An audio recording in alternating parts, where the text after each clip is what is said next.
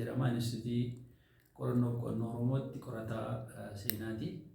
Egaa har'a kan irratti dubbannu waa'ee kitaaba seenaa Oromoo Harargee qoratamee amma eebbaaf qabee jiru irratti.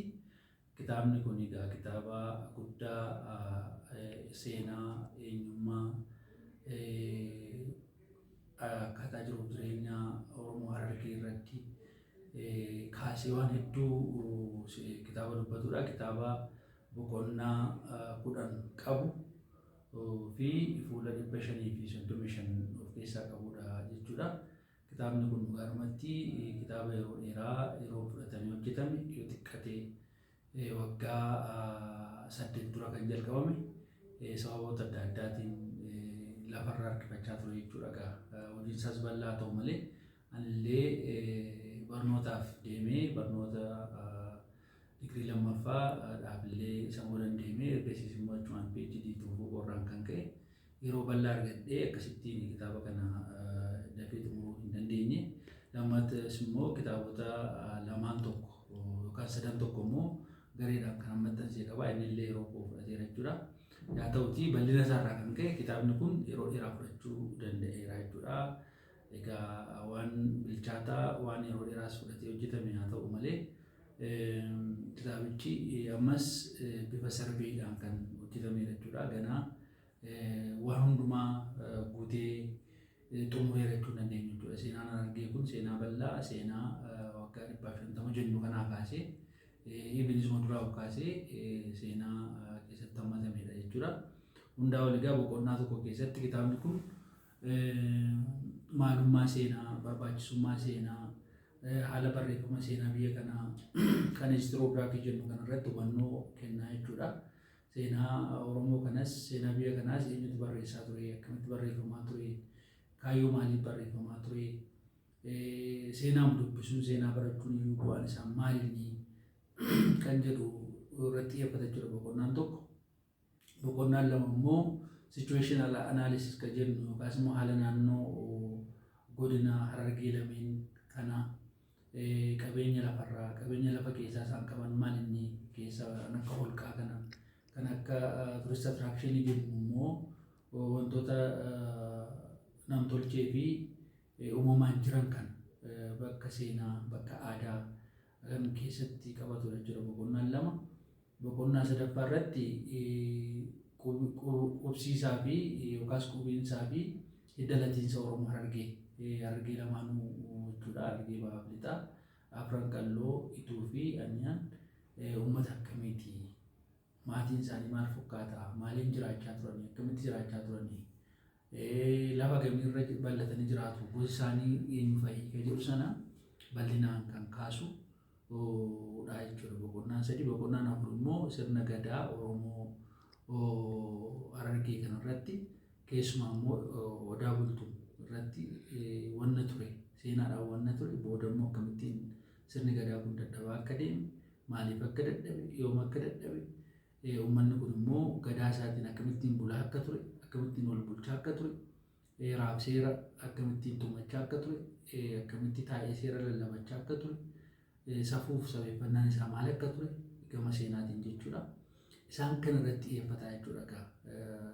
Bifa addaa qaba gadaanii Harargee keessumaa Ituu, Afran Qalloo, Anyaan kan mataa isaanii osoo hin qabaatiin dura odaa bultuun itti bulaa akka turan bal'ina keessa immoo yeroo dheerina keessa immoo uummanni babal'achaa dabalaa yeroo deemu lafa dabalataa argachuuf jecha uummanni kun odaa mataa isaatii akkamittiin akka qabaachaa deeme isaan kan sirriitti gadi fageenyaan kaa'aa jechuudha. Boqonnaa 5 keessatti immoo waa'ee weerara Misiraa fi Oromoo Harargee argina jechuudha. Weerara Misiraa kan jennu bara 1875 kaasee amma 1885tti Harargeen ba'aa keessumaa naannoon amma magaalaan Harar jiru kana dabalatee naannoon Haramayaa, naannoon Kombolchaa, naannoon uummanni Afran Qalloo jiraatu kun humna Misiraatiin yookaan Ijiptiin weeraramee ture jechuudha waggaa 10. Egaa achi keessatti wanni ka'e maalinni weerarri sun kaayyoon isaa maal ture? Maaliif dhufanii weeraranii?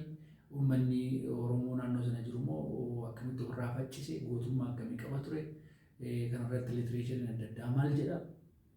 warrumti Misraayyuu warri Egyptiyyuu gootummaa warra Harargee kan akkamittiin ibsanii kan jedhu sanarratti waa guddaa qabaa jechuudha.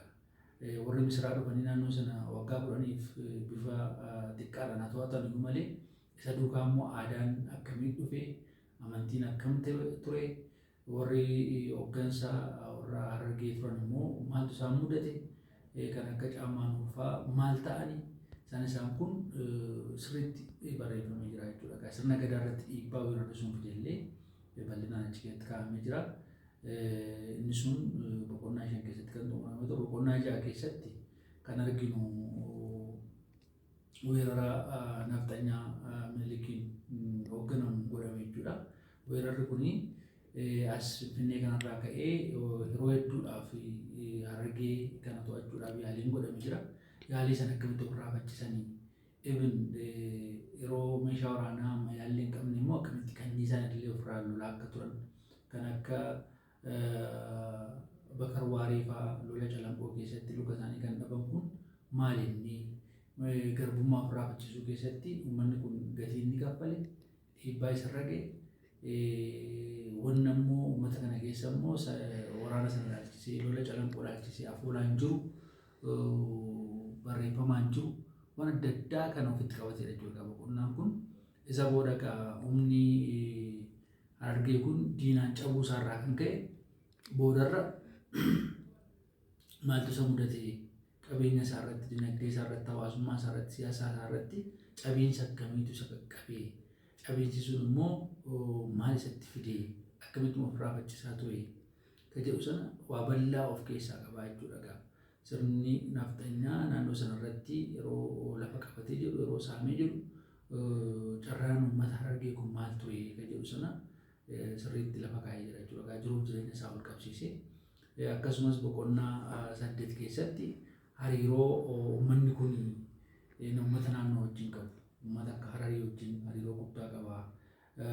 Uummata akka Sumaalee wajjin Affaarii wajjin hariiroo inni qabu maal ture akkamitti jiruuf jireenya isaa waliin gaggeeffachaa ture yeroo nagaan wal jiraatan yeroo akkamiiti yeroo wal dhabdeen jiru yeroo akkamiiti maaliif wal dhabaa turanii kan jedhu sana bal'inaan kaasaa jechuudha. Boqonnaa kana jalatti dabalataanis immoo amantiin Islaamaa akkamitti naannoo Harargee kanatti babal'ate amantii Islaamaa kana babal'isuu keessatti immoo eejentii gurguddoon warra kamii yoomii kaaseeti keessumaa gara Harargee lixaa kanatti yeroo babal'atu naannoo Galamsoo kana naannoo Ciroo kanatti akkamittiin babal'ate uummanni kun immoo akkamittiin amantii kana ilaalaa dhufee kan jedhu sanarratti bal'inaan kaasaa jechuudha. Boqonnaan kun itti aansee kan jiru maalinni hundeeffamuu Hawwisoo Afran Qalloo argina jechuudha. Hawwisoon Afran Qalloo kun yoom hundaa'ee maaliif hundaa'ee eenyuun hundaa'ee akkamittiin hundaa'ee gatiin inni guddina aartii aadaa keessatti qabamu maalinni gatii inni uummata kana dammaqsee qabsootti kakaasuu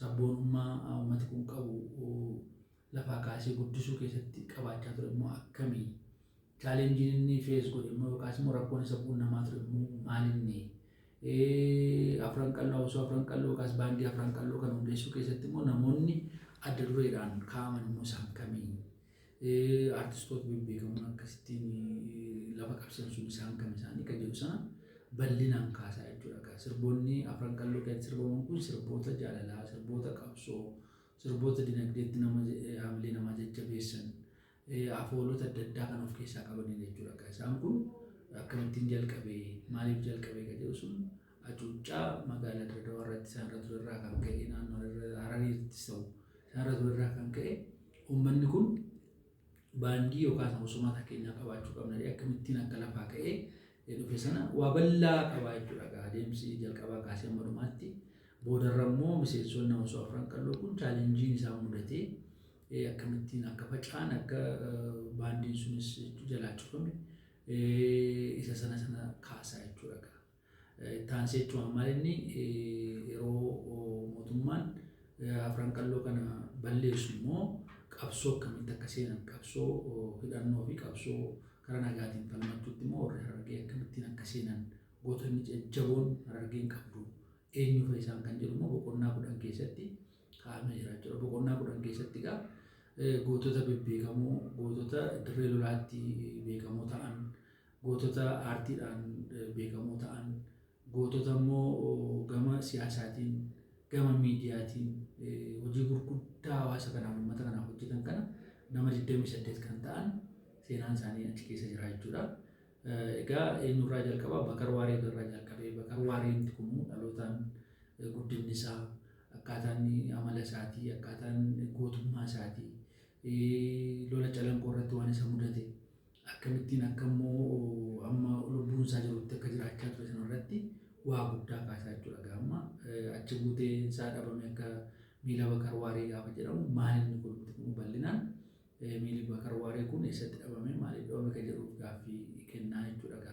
Itti aansee gamaan inni kan akka Sheek Bakrii Saaphaaloon fa'aa immoo uummanni kun uummata guddaadha. Uummata afaan isaatiin seenaa isaa, aadaa isaa, eenyummaa isaa beeksifachuu qabatanii carraaqqii isaan godhan sanatu